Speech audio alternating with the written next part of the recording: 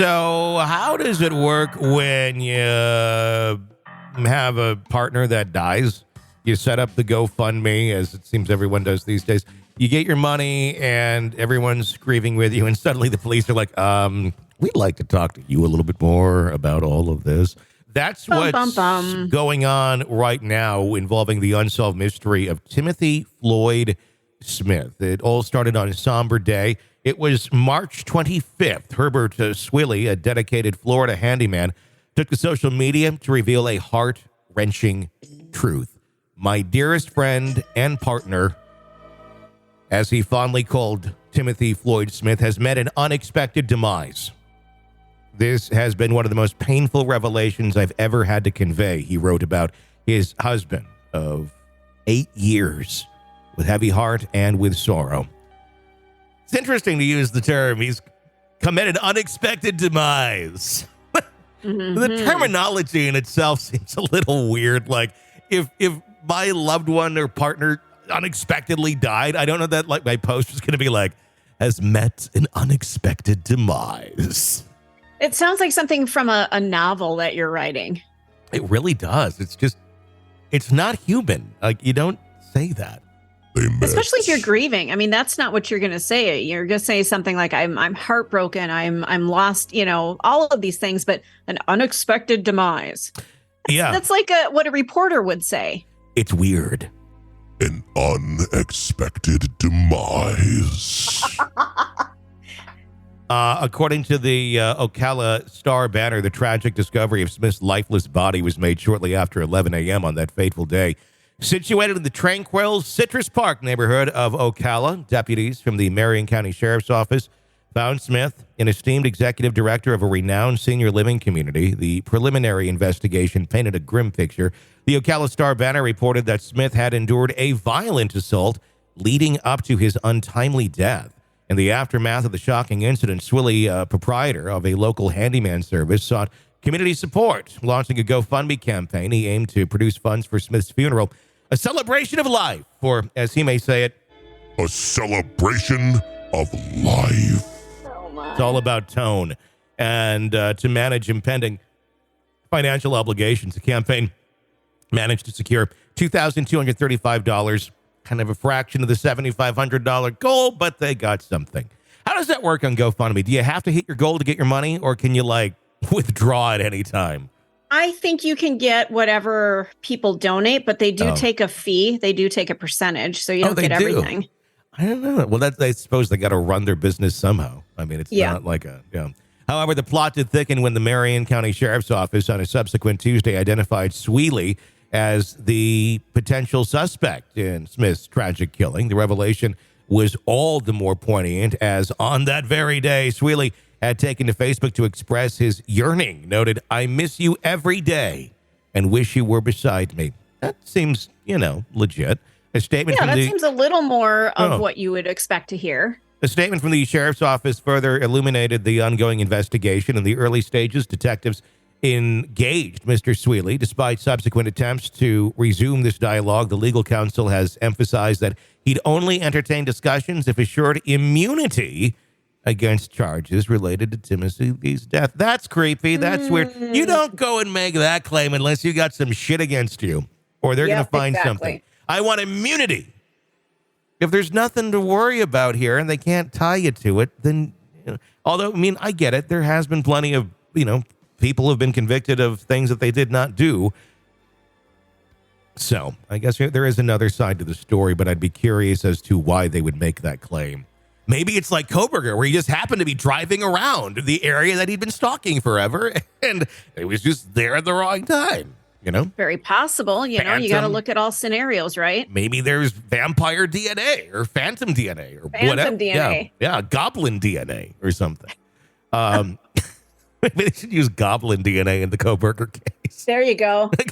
Oh, Your Honor, we believe this is not even human. This is goblin DNA. It's alien DNA. It was a goblin that stole him. From Troll 2, by the way. You don't fuck with Troll 2. No, you don't. And if you've ever seen Troll 2, you know what I'm talking about. It's the worst movie ever made, and it's hilarious. A statement from the sheriff's office further illuminated the ongoing investigation. In the early stages, detectives engaged. I already read that part. According to another lawyer in this case, the involvement of Jordan Swilley, Herbert's offspring, the sheriff's office has earmarked her as a person of interest. The statement disclosed while Jordan provided an initial account, she has since chosen to remain silent. To date, no charges have materialized. Efforts to contact the legal representatives of both Herbert and Jordan Swilley remain unsuccessful.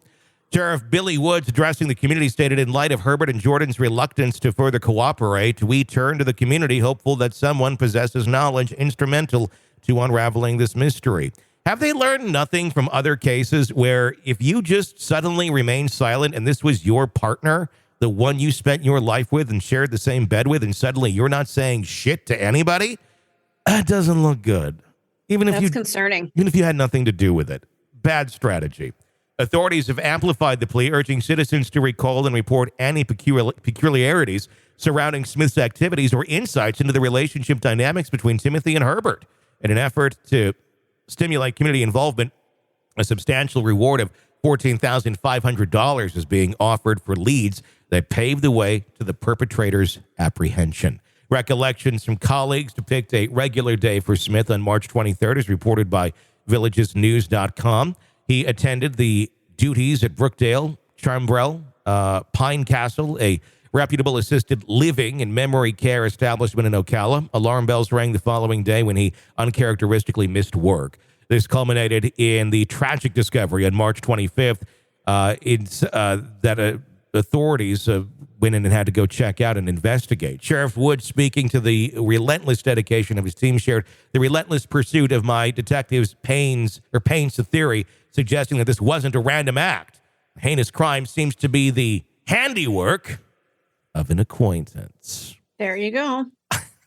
I appreciate the passive-aggressive language of that, actually. Did you catch what he put in there? No. Because the partner is a handyman. The heinous crime seems to be the handiwork of an acquaintance. Like I missed that. Good catch. Almost like they're playing Clue. I think it was Mr. Green in the conservatory with the candlestick. In the backdrop of the investigation, Swilley's social media posts reverberate with expressions of his profound love for Smith, including dick pics. I'm kidding. No, I made that part up because everybody just did a spit take right now on the way to work. Good morning, everybody. Did. Coffee everywhere. Sorry about that. On April 2nd, Swilley's message conveyed an invitation to Smith's memorial, urging attendees to don purple attire, a sentimental nod to their wedding, and he reminisced Timothy cherished his hue. Our wedding theme revolved around it. He purportedly spotted vibrant shades or sported vibrant shades. I can get behind that, being a Prince fan. I have a lot of purple around me as we speak. Further posts showcase Swilley's poignant ceremonies or commemorations of significant dates. On August 1st, he remembered Smith's would-be 60th birthday, talking about his deep-stated grief and eternal love. By August 8th, he was reminiscing about their 8-year journey, expressing hope in Smith's eternal presence. If you have any insights on this, you're encouraged to contact the Marion County Crime Stoppers. Their phone number, 352-368-STOP, 352-368-STOP. I don't know. I mean, I have no opinion either way. I feel horrible for the family and the partner if they have absolutely nothing to do with this, because that would be incredibly frustrating and heartbreaking while you're trying to mourn and deal with all of the emotions of your partner dead. But I wonder, what do they have that makes them think that it was the partner? Well, not enough to make an arrest. That's what they have. Not enough to make an arrest as of right now. And if they do, they will. But there's apparently not enough. And sometimes in cases like this, they may. I mean, I could be wrong here. They may have enough to make an arrest, but they may be sitting there going, let's watch. He's not a flight risk. Because quite often, killers, and I'm in no way saying that his partner is the killer, but a lot of times in situations like this, if, let's play devil's advocate, and maybe he is, they hang themselves, not literally sometimes, but they hang themselves with their own acts. There'll be some sort of information that comes out, some conversation, something said somewhere to someone that doesn't add up in the timeline, and then that ends up being the end of them and what ends up getting them caught. So my guess would be they're observing. There's probably a lot of monitoring of phone calls and emails and where he's going and coming from. And they'll make a determination at some point of this person has something to hide, or they check out and they're just a grieving, spouse, which could be the case.